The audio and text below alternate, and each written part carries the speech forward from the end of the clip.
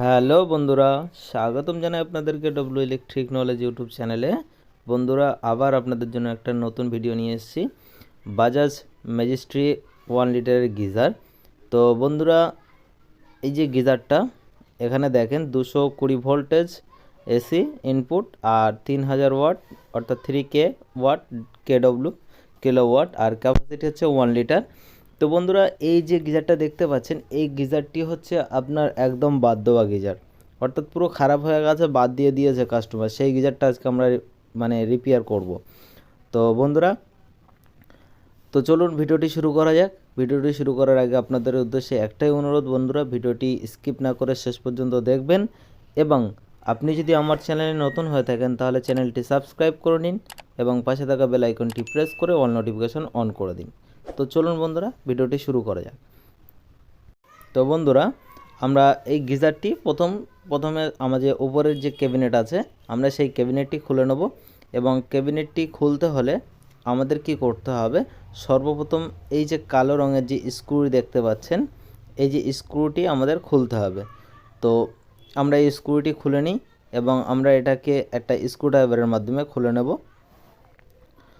তো বন্ধুরা, আমরা টেস্টার দিয়ে চেষ্টা করেছিলাম, টেস্টার দিয়ে হচ্ছে না, তো আমরা স্ক্রুড্রাইভার নিয়ে নেব এবং স্ক্রুড্রাইভার নিয়ে এটা খুলে নেব। তো বন্ধুরা, এটা খুলতে হলে প্রথমত আপনার এই স্ক্রু খুলতে হবে। তো চলুন আমরা স্ক্রুটি খুলে নিই। আমরা স্ক্রুটি খুলে নিচ্ছি।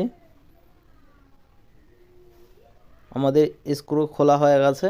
এবারে বন্ধুরা, আমাদের যে ওপরের যে পার্টটা, কভারটা আমাদের খুলতে হলে আমাদের উপরের সাইডে যেতে হবে। আমরা বটম সাইডে অর্থাৎ নিচের সাইডে যে আমাদের স্ক্রু ছিল সেটাকে খুলে নিয়েছি এবং উপরের সাইডে আমাদের দুটো ক্লিপ আছে, আমরা ক্লিপ দুটোও দেখাবো। আর আমাদের এই যে দুটো ইন্ডিকেটার দেওয়া আছে এখানে, সাধারণত উপরেরটা হিটিং আর নিচেরটা কাট অফ, অর্থাৎ যখন আমাদের হিটার পানি গরম হয়ে যাবে, হিটিং হয়ে যাবে, তখন কাট অফ অর্থাৎ কাট আউট করে দিলে আমাদের নিচের লাইটটা জ্বলবে।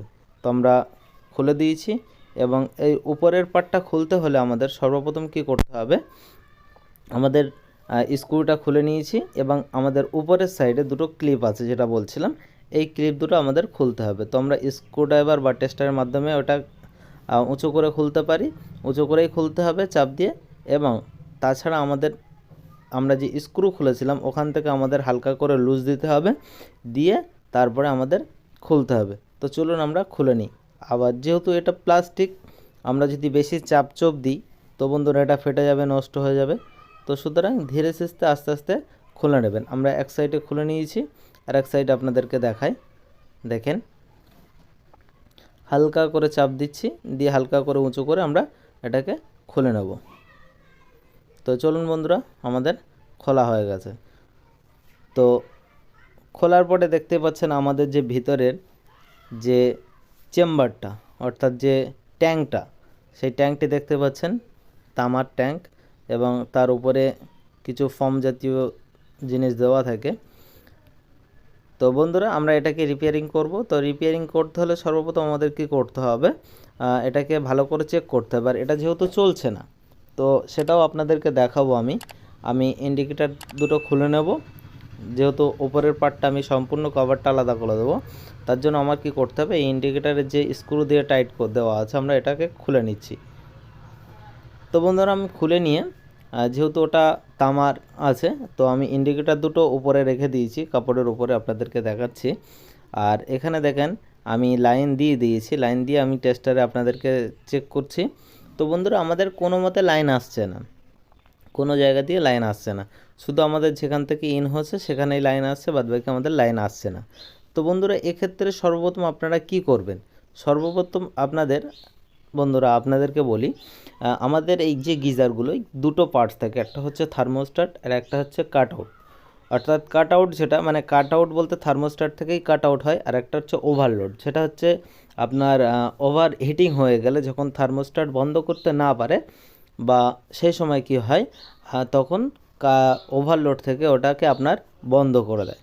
তো বন্ধুরা, আমি আপনাদেরকে দেখাই।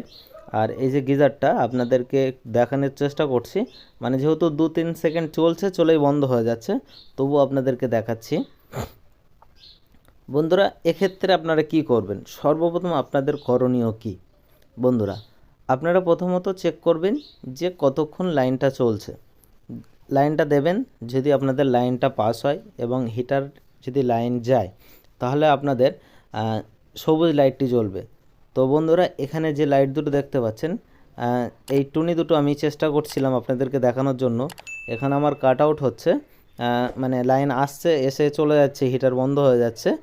তো এখানে এই পুশ বাটনটা দেখতে পাচ্ছেন, ওভারলোডে যে পুশ বাটনটা থাকে সেই পুশ বাটনটা প্রেস করছি আমি যখন, তখন আমাদের গিজার চলছে, আমাদের গিজারটা তখন চলছে। আর অন্যথায় আমাদের গিজার চলছে না, আমাদের গিজার থেকে লাইন আউট করে দিচ্ছে। দেখেন, টেস্টটা ধরলাম, ওভারলোডের অপর প্রান্তে আমাদের কোনো লাইন যাচ্ছে না।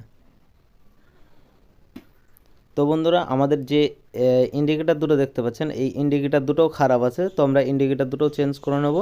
তো চলুন ইন্ডিকেটার দুটো আমরা চেঞ্জ করে নিয়ে আপনাদেরকে দেখাই।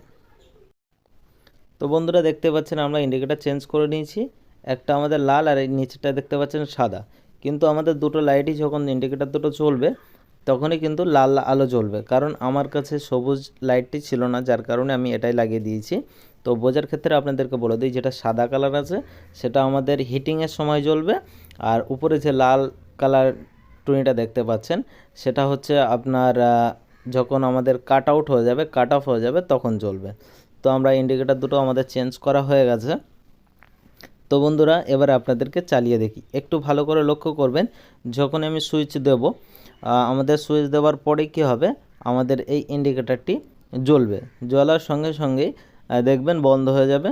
বন্ধ হয়ে গেলে আবার কি হবে, লাল আলোটা জ্বলবে, মানে উপরে যে লাল টুনিটা, লাল ইন্ডিকেটারটা, সেটা আমাদের জ্বলবে। জ্বলার পরে এই লালটা যখন জ্বলবে তখন আপনার কি হবে, অর্থাৎ কাট আউট হয়ে গেছে, কাট অফ হয়ে গেছে। দেখেন অটোমেটিক লালটা জ্বলছে, জ্বলার পরে দেখেন লালটাও বন্ধ হয়ে যাবে।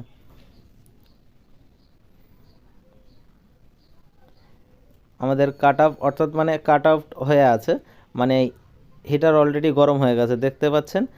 গরম হয়ে যাওয়ার পরে দেখেন আমি আবার এই যে আমাদের ওভারলোডের যে পুশ বাটনটা আছে সেটা আমি প্রেস করছি, সেটা নিচ্ছে না, কারণ আমাদের ওভারলোডটা অতিরিক্ত হিট হয়ে আছে, যার কারণে ওখান থেকে কাট আউট করে দিচ্ছে, কাট অফ করে দিচ্ছে। দেখেন আবারও কাট আউট আছে। তো আমি আপনাদেরকে দেখাই, ভালো করে লক্ষ্য করেন।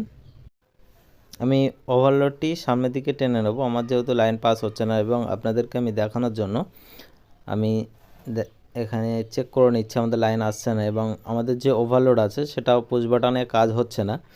তো দেখেন আমি কি করব, যে আমাদের ওভারলোডটি আছে সেই ওভারলোডটি আমি একটু সামনের দিকে টেনে বার করে নেব, যেহেতু কারণ এখান থেকে আমাদের যে ট্রিপস, ওভারলোডের যে ট্রিপ সুইচ, সেই ওভারলোডটা আমাদের অটোমেটিক মানে অফ হয়ে যাচ্ছে, যার কারণে মানে একটু গরম হচ্ছে, অফ হয়ে যাচ্ছে। তো দেখেন আমি হালকা টেনে নিচ্ছি, টেনে নিলাম, এখানে আমাদের পুশ হয়ে গেছে।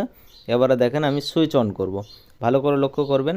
আমি যখন সুইচ অন করব দেখবেন আমাদের সাদা লাইটটি, যেটা সাদা আছে, সাদা লাইটটি আমাদের জ্বলবে। তো আমি আবার ভিতরে ঢুকিয়ে দিয়েছি, কিন্তু ভিতরে ঢুকিয়ে দেওয়ার সঙ্গে সঙ্গে আবারও ওভারলোড করে দিচ্ছে। দেখেন এবার আমি সুইচ দিচ্ছি, এই সাদা লাইটটি ভালো করে লক্ষ্য করেন, সাদা লাইটটি জ্বলবে। জ্বলার পরেই দেখলেন সাদা লাইটটি জ্বললো, এটা আমাদের হিট হচ্ছে, অর্থাৎ ভিতরে আমাদের গরম হচ্ছে, হিটার চলছে।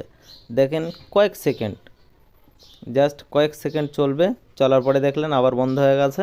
আমাদের কাট আউট, অর্থাৎ কাট অফ হয়ে গেছে, কাট আউট হয়ে গেছে।